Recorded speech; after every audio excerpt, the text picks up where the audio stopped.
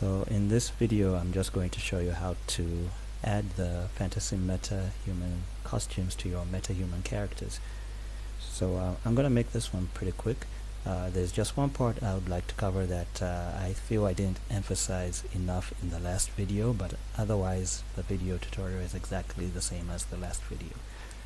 And what I didn't emphasize before is assigning the skeletons for your skeleton meshes to the metahuman skeleton. So in order to do that, this should be the first thing you do, otherwise your animations won't work. So in order to do that, just select all your skeleton meshes or the outfits, right click and go over skeleton and click on assign skeleton, and just find the metahuman base skeleton. Okay, it should say the path, as you can see the path right there: game, metahuman, common, female, medium, normal weight, body. Okay, so just choose that and you click on accept, and you do that for all your skeleton meshes. For the male, you probably want to use the male as the base, but I think it will work either way, but just use the male as the base. Okay, so once you've done that, you just hit save. So now your animations should work in sync with the metahuman body. Okay, so that's the first thing. Second thing you want to do to actually add the costume to the metahuman, I've already added it here. I'm just going to clear it. It's added to the feet. So I'm going to go on the skeletal mesh asset and click on clear.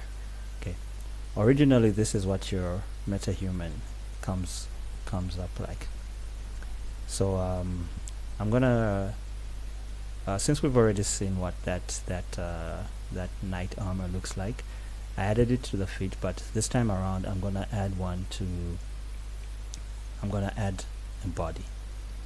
Okay, so I'm just gonna click on the body and I'm gonna browse to the barbarian female. This one has a custom body.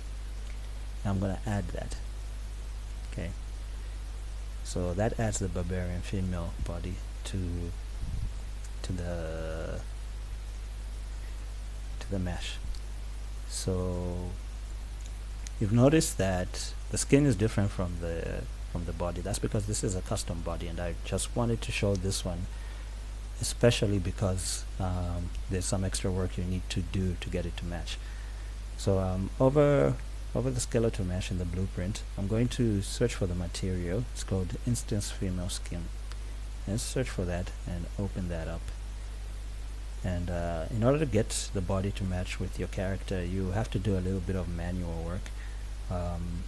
We're gonna have to tint it so that it matches the skin of the metahuman. So I'm gonna click on the tint there, and I'm gonna use the eyedropper to kind of like try and pick the skin color from here.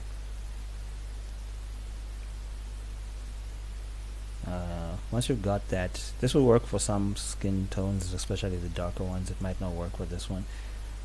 One of the first things you can do, we're gonna have to do several things, but one of the first things you can do is maybe increase the brightness. So base color brightness, I'm gonna set it to 1. Anything higher than 1 and it won't look good, so I'm gonna set that to 1, and then the tint is just set it to plain white. Okay. Yes, something a little bit close to white. Okay. It still looks a little bit too dark, in my view. You can just adjust it until you get what you want. Hit OK, and yeah,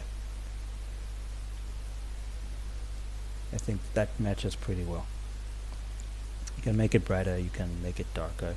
I think I'm gonna make it just a little bit brighter. So using the tint, not using the base color brightness. Okay, yeah, I think this works for me. Okay. can still adjust it. You can make it brighter, you can make it darker, so on and so forth. And yeah, basically, since we've already assigned the skeleton for this mesh, the animations will work. We could try one more, just for good measure. So let's set this back to the original body. Let's look for this metahuman is called Amelia, so I'm just gonna type Amelia in the skeleton mesh here, and it's gonna bring up the body for me automatically. We're back to the original body. Let's replace torso with a different outfit. So we'll go back to our metahuman outfits, skeletal meshes, and let's choose the royal armor and add that. And yeah, basically that's it. This is how you can add these outfits to your metahumans. So thanks for tuning in. I'll see you again next time.